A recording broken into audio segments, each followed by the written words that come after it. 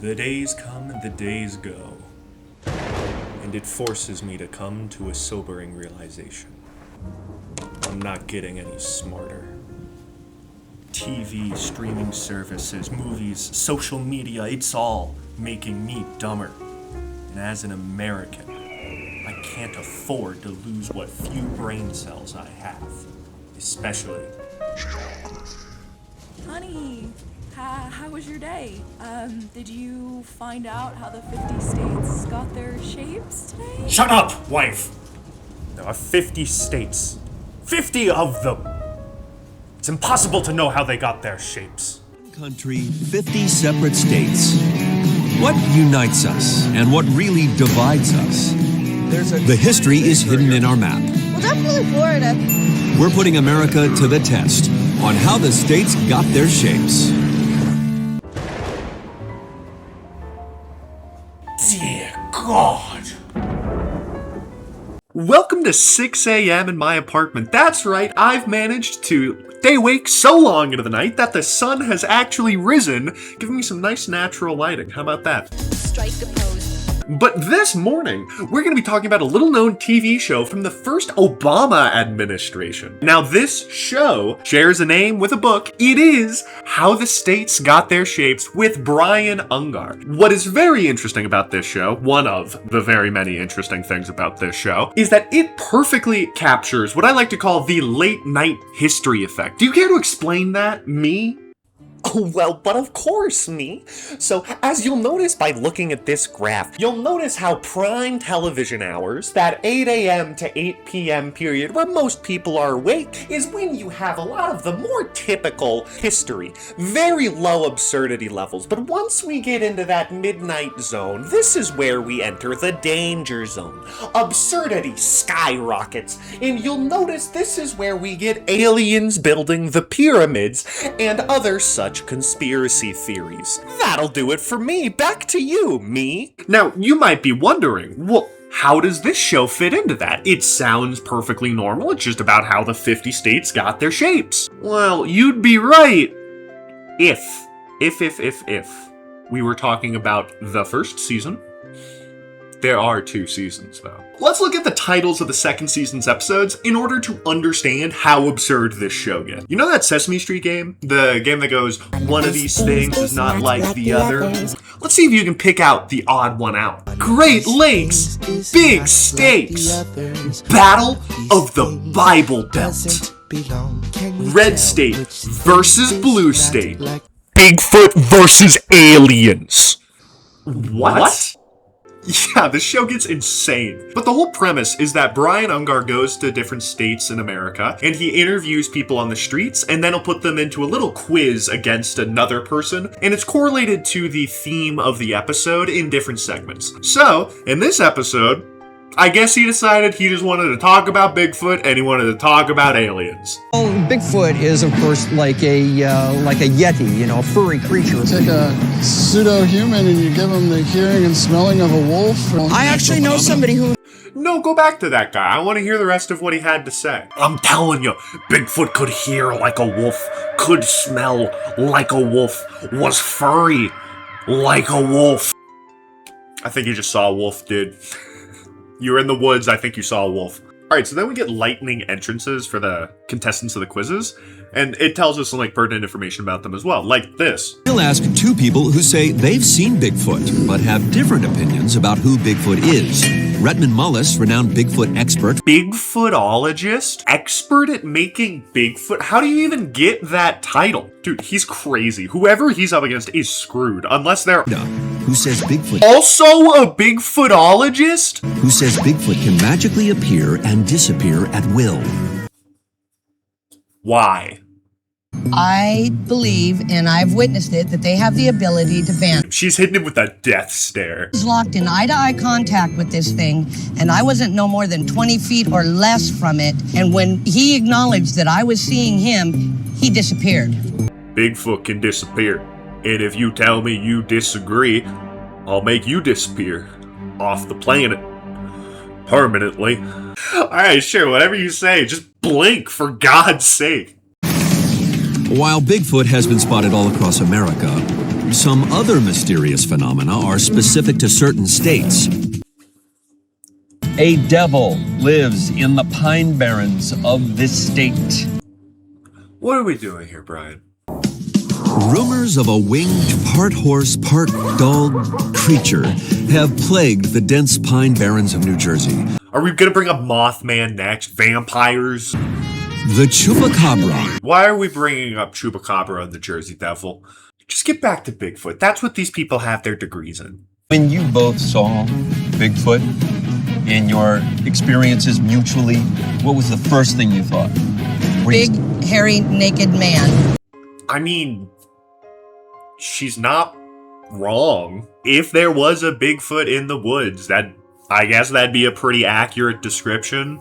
Just skip to the end. Who wins? Gretman, you won the game. All right, so the Bigfootologist wins. Woohoo! Good for him. What was next again? But the most common unexplained phenomena aren't land-dwelling, they're extraterrestrial. Do you believe in any of this stuff? No. Okay. I'm a history teacher. If it had happened, Oh god, they picked such a dweeb to represent skeptics. wouldn't it have happened, wouldn't we have evidence? Like, I don't believe in aliens either, but I don't want to be associated with this guy. Look at his hair. His hair gel probably costs more than my rent.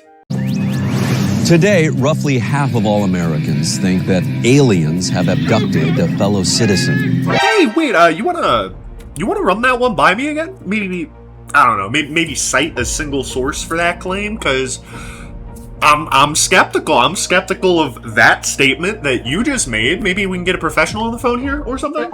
Was that? No, that's absolutely impossible. All right, carry on. Aliens? Please, says skeptic Jonathan Edmonston, who believes there's an explanation for every UFO. Not so for James Clarkson. He believes and is convinced that we've been visited by aliens. All right, wait. In this quiz, we just have two people who are interested in aliens, like, as a hobby. But in the last quiz, we had two professional, made-up Bigfoot job. That feels unfair to me. I need justice for aliens. 90 to 95% of these unidentified flying objects are identifiable. Because you have 5 to 10% that you cannot discover, that does not mean that we have little green men flying back across the galaxy just to show up to anally probe a cow. I like this guy. He's one of us. He's a good man. He's fighting the good fight. Look at the map of America's UFO hotspots, places with the most reported sightings. Each of these areas is also home to military and government facilities that are top secret. This map is pretty damning. I can't lie. People probably just see government aircrafts and they'll assume it's an alien because the government has aircrafts that they'll fly around and people won't know exactly what they're looking at and won't be like regular aircraft. So believers then ask, is the government part of the alien conspiracy? Oh. Las Vegas is here, 83 miles northwest. Bro, James is cheating. He didn't put Area 51. He just saw that the other guy was putting it above Las Vegas, then he changed his answer. It's Area 51. Okay, you both nailed that. You both have nailed where Area 51 is in the state of Nevada. So yeah, pretty crazy show. You should definitely check it out. I mean, outside of Bigfoot and aliens, the show is... Do the undead stalk our states? And what's the real history of zombies and vampires? Now, what do vampires and zombies have to do with the 50 states and their shape? I get Bigfoot and aliens a little bit. Maybe they shape like the culture of the states. Bigfoot in the Pacific Northwest, aliens in New Mexico. You explain to me how vampires and zombies are integral to the 50 states and their shapes. You explain that to me, Brian. I'm expecting a letter in the mail by Monday. Zombie superfan Eric Pope? Second largest zombie flash mob. Well, sounds like there's at least one guy more qualified than you to take this quiz. Or Victor Moray, vampire fan and fang maker? Vampire, tooth maker, and vacuum seller? Son, what do you want to be when you grow up? I want to be a vampire, tooth maker, and vacuum seller. I have no son. You think it's too late for me to do a career change? The last person formally accused of being a vampire was Mercy Brown in Rhode Island in 1892. Even though she was already dead, her accusers exhumed her body, cut out her heart, and made it into a tea. Sounds fun. Yes, what a delectable cup of tea. Tell me, pray tell, what flavor did you say it was? Oh, well, thank you for asking. It's actually vampiric hot brew. What? I'd like you both to actually release your inner vampire, your inner zombie, and just kind of get absorbed. Let it sort of just get into the look. This is not equal effort.